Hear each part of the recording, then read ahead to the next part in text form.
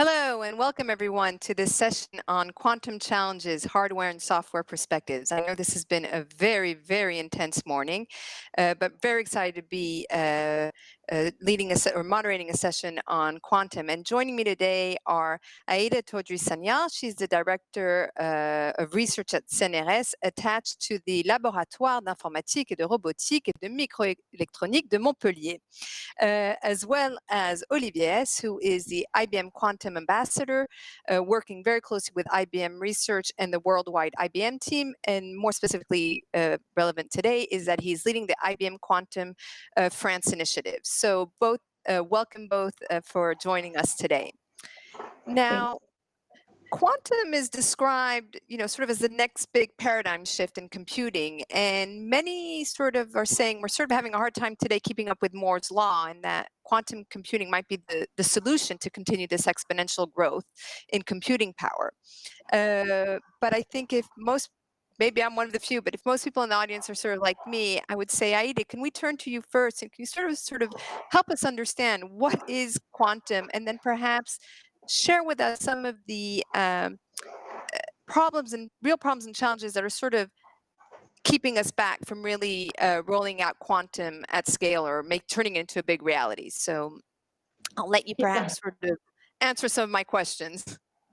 Yeah, so good morning or afternoon, depending on where you are. So thank you, Joanna, for the introduction. So indeed, quantum computing is actually becoming more and more prominent in our language and also in our scientific community, especially in the quest for new algorithms and also for more accelerators to solve some problems that we cannot currently solve with classical computing. So if we look into this slide here, what a quantum computer is, it's a device that leverages the quantum mechanics properties. That means we can perform computations using some of the properties in quantum mechanics, such as here, for example, on this block sphere, you can see that a physical qubit can be represented as a two-level quantum mechanical system. And the state of the qubit can be represented by these vectors here. And we can perform a lot of different operators, so different manipulation on these states, for example, like a superposition or entanglement.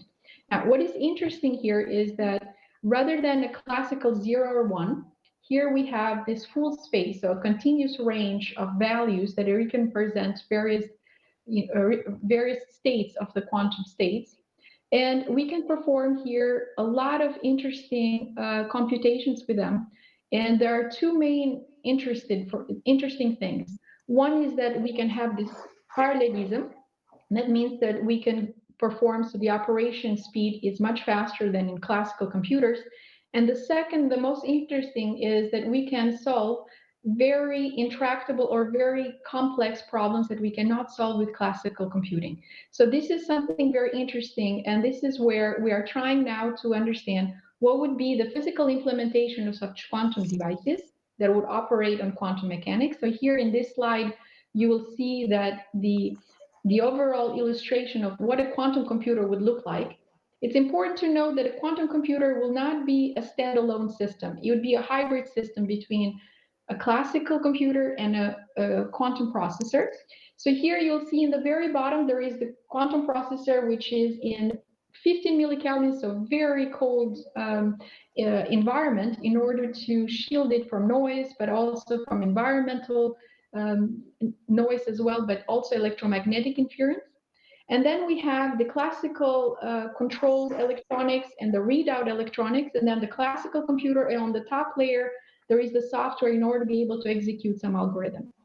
So there are challenges throughout the whole this quantum stack. From the qubit perspective, it's the problem of coherence and also the errors, so control fidelity. And then we have the coherence and also the cryogenic. So here in this slide, it kind of shows what are the three main challenges. And at this point in time, we find we are at the very early stages, as you mentioned, just like what we were with semiconducting industry 70 years ago. So the three main challenges are on the error correction, so how we can actually detect and correct the fragile quantum states. The second is on the software algorithms, so we need to develop specific quantum computer or the near-term quantum system algorithms. and also to make them robust and reproducible systems for testing. And on the third part is this new hardware that we need to be able to, for the control, the readout, and also how to make it industrial system fabrication infrastructure friendly. So how can we exploit the current industry manufacturing lines, process lines, in order to be able to make quantum system at a large scale. So more in detail on the first challenge here, it's on the quantum hardware technology itself. So there are various different type of implementations on physical implementations such as trapped ions, quantum dots, diamond vacancies, superconducting loops qubits, topological qubits, but the main challenge is on decoherence. So how long qubits can be kept from decohering? And also how can we scale to a large, over 1,000 qubits? And also the operation of these qubits, their fidelity, how fast can they operate? And connectivity, how can we actually control and connect qubits? And ultimately, how can we make an industrial scale manufacturing toward large scale systems? On the second challenge, it's regarding the cryogenics electronics. So here now, as I mentioned, all the readouts, so the control and readout electronics are in very sub-millikelvin regime. So there is the whole cryo-CMOS electronics that needs to be thought out. So the qubit states can be controlled with frequency and duration. So these are microwave signals that have to have precise frequency and duration. So also this requires a lot of development from the industry, but also the research community. On the third challenge is a lot into the co-design between hardware and software.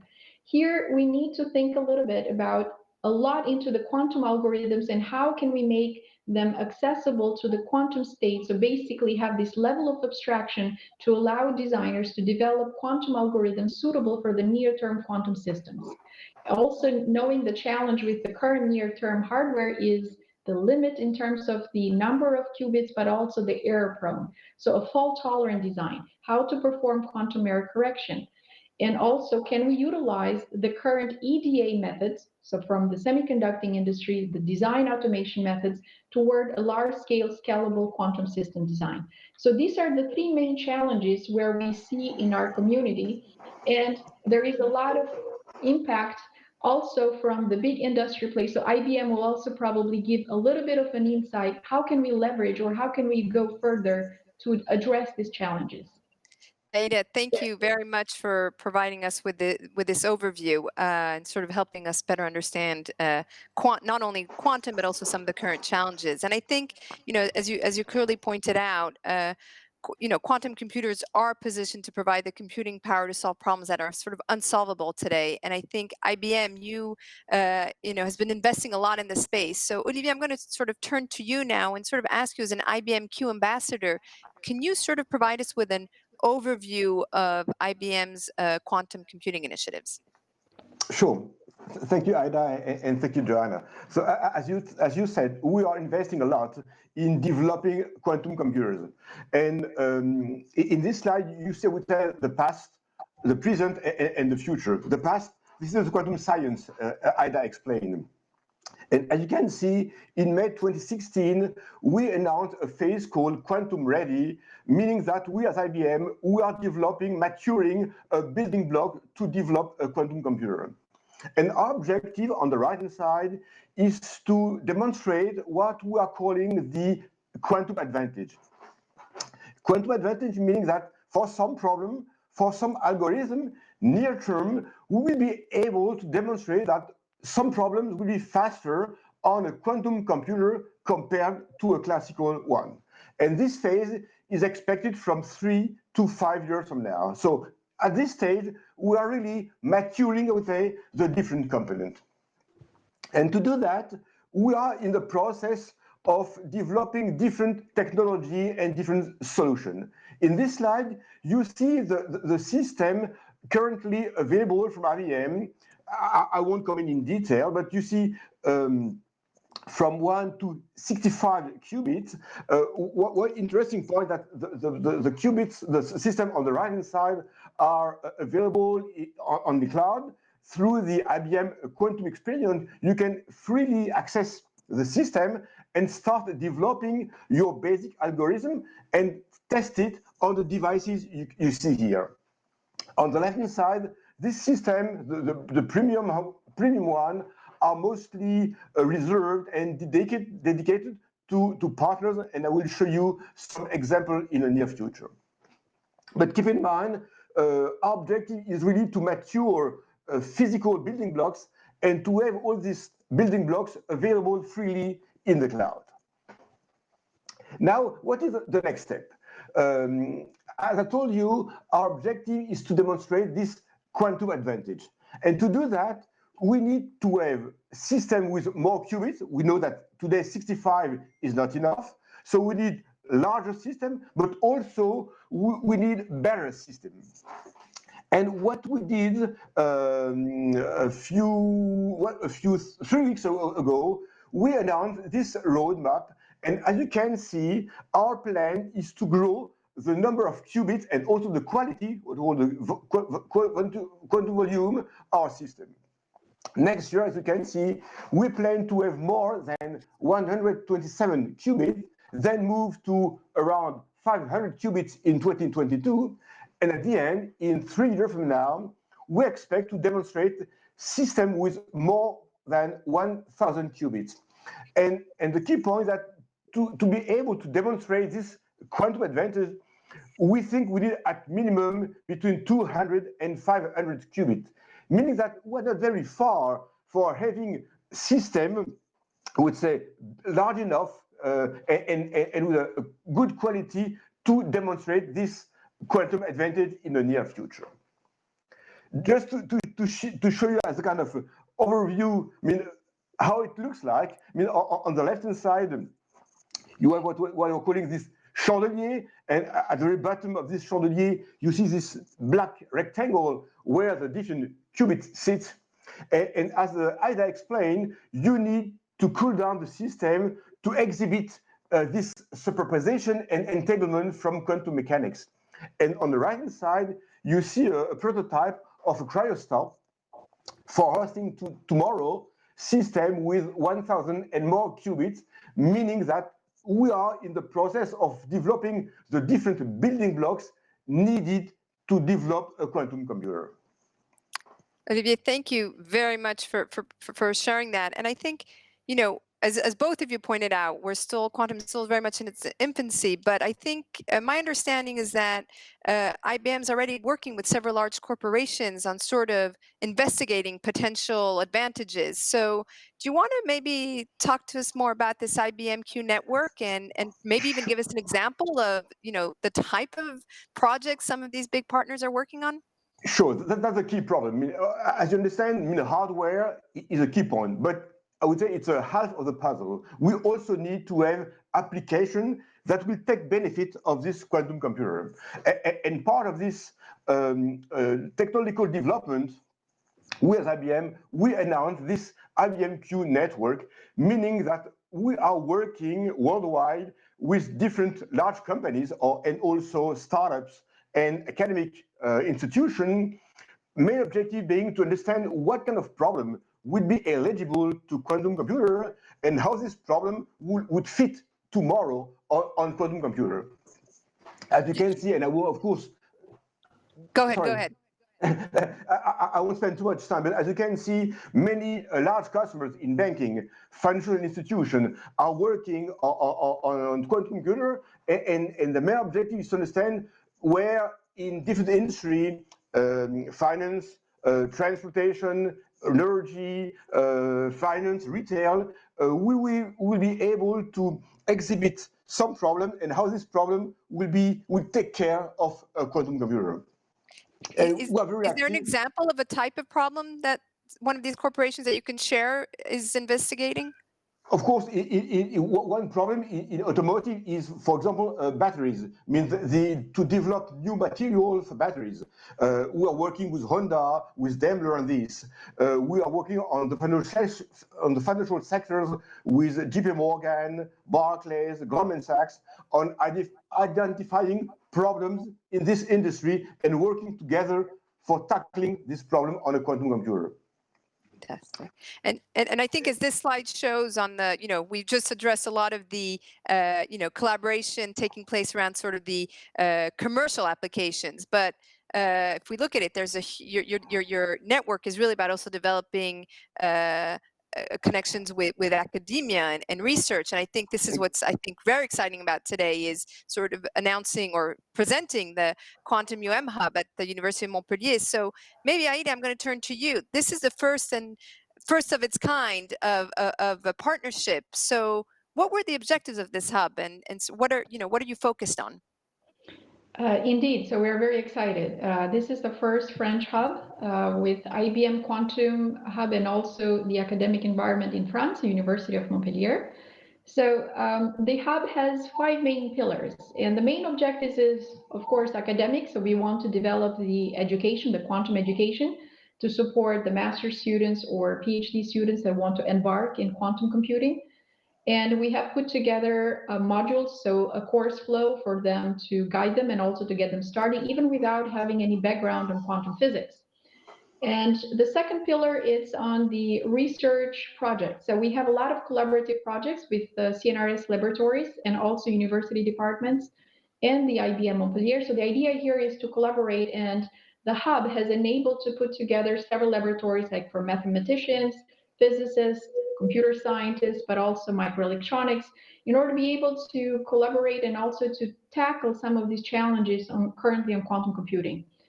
And we also have a lot of, so it's a very dynamic ecosystem. So we organize a lot of workshops and hands-on tutorials, so to allow the students, but also the researchers to have a lot of experience on Qiskit, which is the online cloud platform from IBM to perform quantum simulation.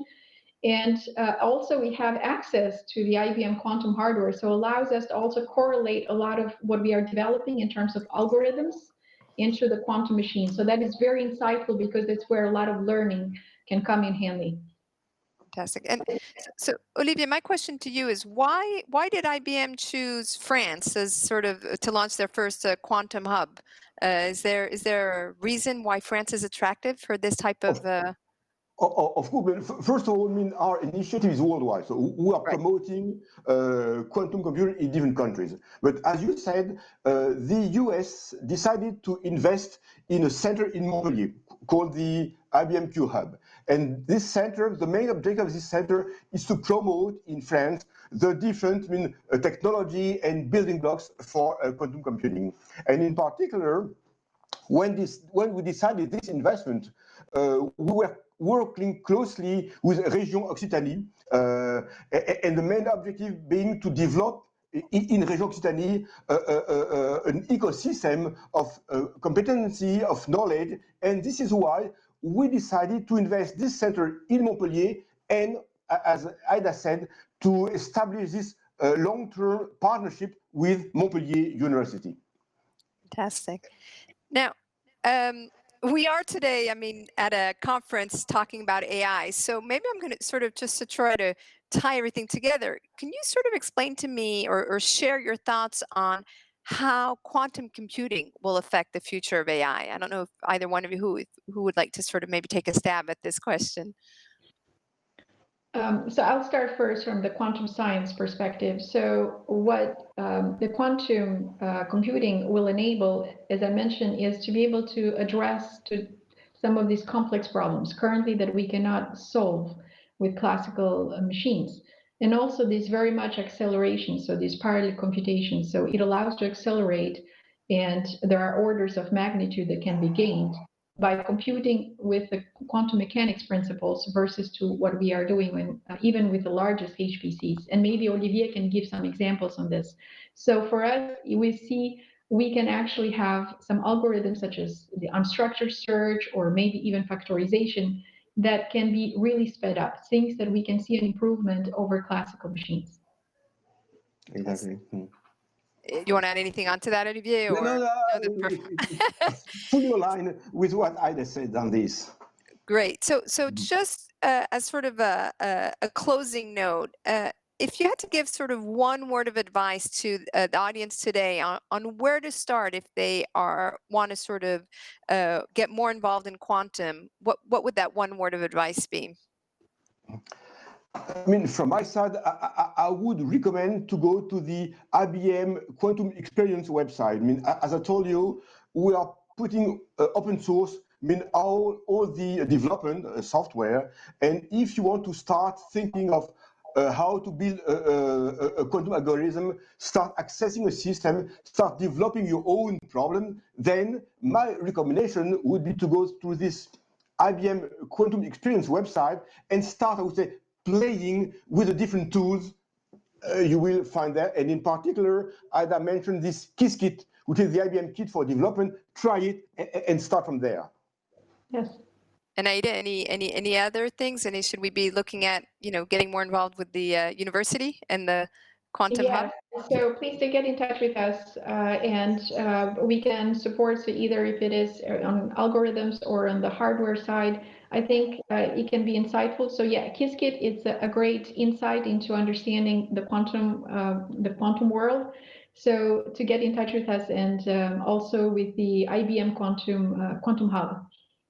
Right. Well, I would want to thank you both very, very much for taking the time and sharing your insight and knowledge. And again, as we have up on the slide, Olivier and Aida's their contact information. So please don't hesitate to reach out to them if you have any questions about quantum and the current challenges. So thank you all very much, and I hope you enjoy the rest of the program taking place at France's AI today.